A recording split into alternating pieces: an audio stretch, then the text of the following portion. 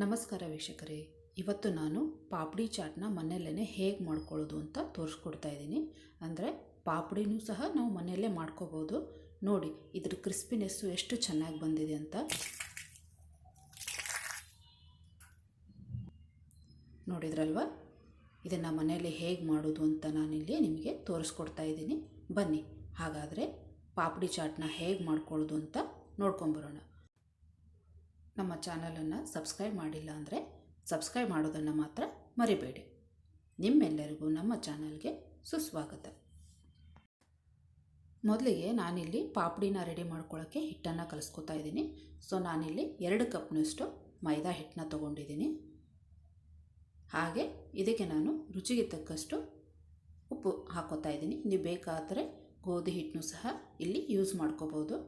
ಹಾಗೆ ನಾನಿಲ್ಲಿ 1 ಚಮಚದಷ್ಟು ಅಜ್ವೈನ್ ಅಥವಾ ಓಂ ಕಾಳನ್ನ ಹಾಕೋತಾ ಇದ್ದೀನಿ. ಈ ರೀತಿ ಕೈಯಲ್ಲಿ ಹಾಕ್ಕೊಂಡ್ಬಿಟ್ಟು ಅಂಗೈಯಿಂದ ಅದನ್ನು ರಬ್ ಮಾಡಿ ನಾವು ಹಿಟ್ಟಿಗೆ ಹಾಕೋಬೇಕಾಗತ್ತೆ.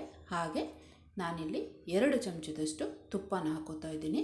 ಇದನ್ನು ಹಾಕೋದ್ರಿಂದ ಪಾಪಡಿಯಲ್ಲಿ ಕ್ರಿಸ್ಪಿನೆಸ್ಸು ಚೆನ್ನಾಗಿ ಬರುತ್ತೆ ಅಂತ ಅಷ್ಟೇ. ನೋಡಿ, ಈಗ ಚೆನ್ನಾಗಿ ಅದನ್ನು ನಾನಿಲ್ಲಿ ಕಲಿಸ್ಕೋತಾ ಇದ್ದೀನಿ. ಇದನ್ನು ಎಲ್ಲಿವರೆಗೂ ಕಲಿಸ್ಕೋಬೇಕಂದ್ರೆ ಎಲ್ಲ ಮಿಕ್ಸ್ಚರು, ಅದರಲ್ಲೂ ಮೇನು ತುಪ್ಪ ಹಿಟ್ಟಿನಲ್ಲಿ ಮಿಕ್ಸ್ ಆಗಿ ಈ ರೀತಿ ಕೈಯಿಂದ ನಾವು ಹೀಗೆ ಉಂಡೆ ಮಾಡಿದಾಗ ಅದು ಹಿಂಗೆ ನಿಂತ್ಕೋಬೇಕು. ಅಲ್ಲಿವರೆಗೂ ನಾವು ಅದನ್ನು ಕಲಿಸ್ಕೋಬೇಕು. ಸೊ ಕಲಸಿದ್ದಾಗಿದೆ. ಈಗೇನು ಮಾಡೋಣ, ಸ್ವಲ್ಪನೇ ನೀರು ಹಾಕ್ತಾ ನಾವು ಹಿಟ್ಟನ್ನು ಕಲಿಸ್ಕೋಬೇಕು.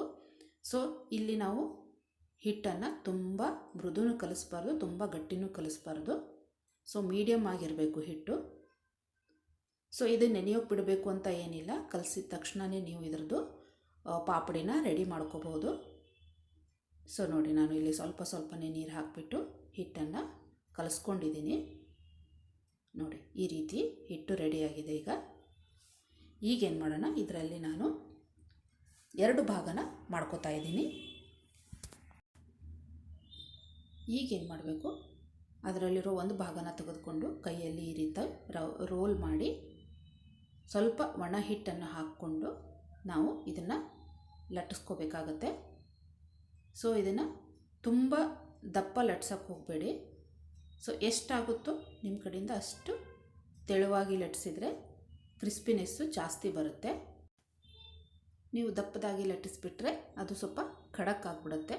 ಸೊ ಅದಕ್ಕೋಸ್ಕರ ಸ್ವಲ್ಪ ನೀವು ಆದಷ್ಟು ನಿಮ್ಮ ಕಡೆಯಿಂದ ತೆಳುವನ್ನು ಲಟ್ಟಿಸ್ಕೋಬೇಕು. ಸೊ ನಾನಿಲ್ಲಿ ಆಲ್ರೆಡಿ ಲಟ್ಟಿಸ್ಕೊಂಡಿದ್ದೀನಿ. ಈಗ ಒಂದು ಫೋರ್ಕ್ನಿಂದ ಈ ರೀತಿ ನಾವು ಮಾರ್ಕ್ ಮಾಡ್ಕೋಬೇಕಾಗತ್ತೆ. ಇದನ್ನು ಯಾಕೆ ಮಾಡೋದು ಅಂದರೆ, ನಾವು ಪೂರಿ ಏನು ಡೀಪ್ ಫ್ರೈ ಮಾಡ್ತೀವಲ್ವ, ಅವಾಗ ಉಬ್ಬಬಾರ್ದು ಅಂತ ಅಷ್ಟೇ. ಈಗ ನಾನು ಈ ರೀತಿ ಒಂದು ಬಟ್ಲ ತೊಗೊಂಡಿದ್ದೀನಿ ಚಿಕ್ಕದು. ಸೊ ಅದರಿಂದ ನಾನು ಈ ರೀತಿ ಕಟ್ ಮಾಡ್ಕೋತಾ ಇದ್ದೀನಿ. ನೀವು ಬೇಕಾದರೆ ಸಣ್ಣ ಹಿಟ್ಟನ್ನು ತೊಗೊಂಡ್ಬಿಟ್ಟು ಅದನ್ನು ನೀವು ಲಟ್ಟಿಸ್ಬಿಟ್ಟು ಕರಿಬೋದು. ಈ ರೀತಿ ಆದರೆ ಬೇಗ ಆಗುತ್ತೆ. ಸೊ ಅದಕ್ಕೋಸ್ಕರ ನಾನು ಈ ರೀತಿ ಮಾಡ್ಕೋತಾ ಇದ್ದೀನಿ. ನಿಮಗೆ ಯಾವ್ದು ಕಂಫರ್ಟೇಬಲೋ ನೀವು ಆ ರೀತಿ ಮಾಡ್ಕೋಬೋದು. ಈಗೇನು ಮಾಡೋಣ, ಅದರದ್ದು ಮಧ್ಯದಲ್ಲಿ ಏನು ಹಿಟ್ಟಿರುತ್ತಲ್ವ ಅದನ್ನೆಲ್ಲ ರಿಮೂವ್ ಮಾಡ್ಕೊಳ್ಳೋಣ. ನೋಡಿ, ಈಗೆಲ್ಲ ಹಿಟ್ಟನ್ನ ನಾನು ತಕ್ಕೊಂಡಿದ್ದೀನಿ. ಸೊ ಈಗ ಇವು ಕರಿಯೋದಕ್ಕೆ ರೆಡಿಯಾಗಿದೆ. ಈಗ ಇವು ನೋಡಿ ಎಷ್ಟು ಒಂದೇ ಸೈಜಲ್ಲಿ ಬರುತ್ತೆ ಈ ರೀತಿ ಮಾಡಿಕೊಂಡ್ರೆ. ಸೊ ಮತ್ತು ಬೇಗನೂ ಆಗುತ್ತೆ ಅಂತ ಅಷ್ಟೇ. ನಾನಿನ್ನು ಒಲೆ ಮೇಲೆ ಎಣ್ಣೆನ ಕಾಯೋಕ್ಕಿಟ್ಟಿದ್ದೆ. ಸೊ ಈಗ ಒಂದೊಂದಾಗಿ ನಾವು ಎಣ್ಣೆಯಲ್ಲಿ ಹಾಕೋತಾ ಇದ್ದೀನಿ. ನಿಮ್ಮ ಕಡಾಯಲ್ಲಿ ಎಷ್ಟು ನೀವು ಆ ಪೂರಿಗಳು ಹಿಡಿಯುತ್ತೋ ಅಷ್ಟು ನೀವು ಹಾಕ್ಕೊಂಡ್ರೆ ಆಯಿತು. ಸೊ ಈಗ ನಾವಿಲ್ಲಿ ಸಣ್ಣ ಫ್ಲೇಮ್ನಲ್ಲಿ ಇವನ್ನ ಕರ್ಕೋಬೇಕು. ಎಲ್ಲಿವರೆಗೂ ಅಂದರೆ ಕಂದು ಬಣ್ಣ ಬರಬೇಕು, ಅಲ್ಲಿವರೆಗೂ ಇವನ್ನ ಚೆನ್ನಾಗಿ ನಾವು ಕರ್ಕೋಬೇಕಾಗುತ್ತೆ.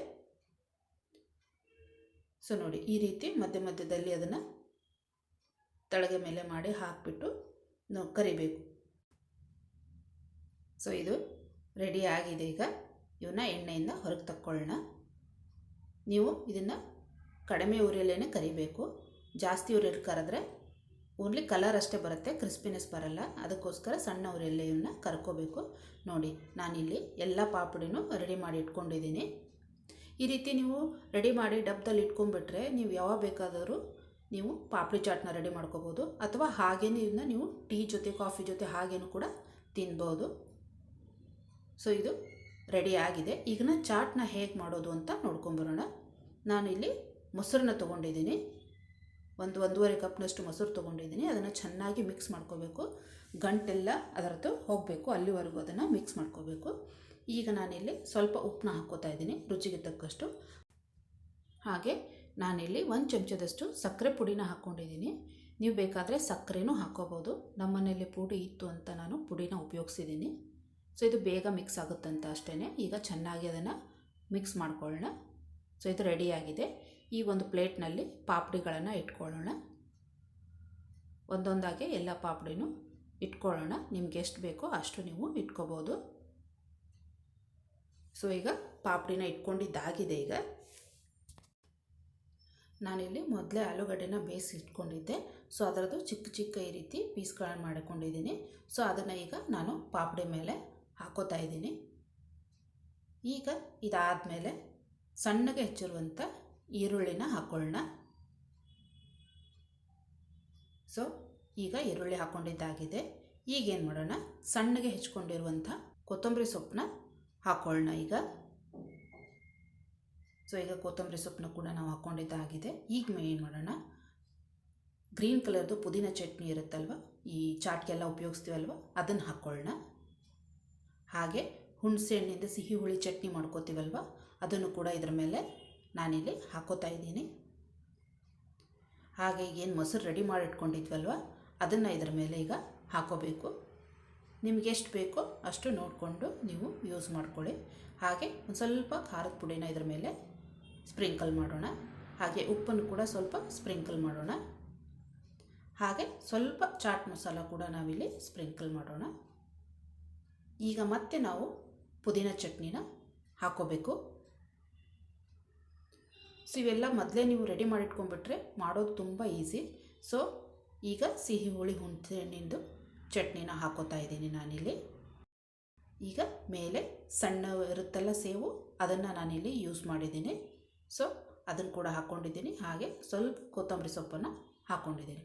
ನೋಡಿ, ಪಾಪಡಿ ಚಾಟು ರೆಡಿ ಆಯಿತು. ಸೊ ಮಾಡೋಕ್ಕೂ ಕೂಡ ಈಸಿ, ಆಮೇಲೆ ಮನೆಯಲ್ಲೇ ಮಾಡೋದ್ರಿಂದ ಹೈಜಿನಿಕ್ ಕೂಡ ಇರುತ್ತೆ. ಸೊ ಟೇಸ್ಟ್ ಕೂಡ ಅಷ್ಟೇ ಸಖತ್ತಾಗಿರುತ್ತೆ. ಮಕ್ಕಳಿಗೆ ದೊಡ್ಡವ್ರಿಗೆ ಎಲ್ಲರಿಗೂ ಇದು ಇಷ್ಟವಾದ ತಿಂಡಿ. ಹೊರಗಡೆ ಹೋಗಿ ತಿನ್ನೋ ಬದಲು ಹೀಗೆ ಮನೆಯಲ್ಲೇ ಮಾಡಿಕೊಂಡ್ರೆ ಚೆನ್ನಾಗಿರುತ್ತೆ ಅಲ್ವಾ. ಸೊ ಈ ರೆಸಿಪಿ ಇಷ್ಟ ಆಗಿದ್ದರೆ ಲೈಕ್ ಮಾಡಿ. ಹಾಗೆ ಮುಂದಿನ ಹೊಸ ರೆಸಿಪಿಯೊಂದಿಗೆ ಮತ್ತೆ ನಾನು ನಿಮ್ಮನ್ನು ಭೇಟಿ ಆಗ್ತೀನಿ. ಧನ್ಯವಾದಗಳು. Thank you for watching.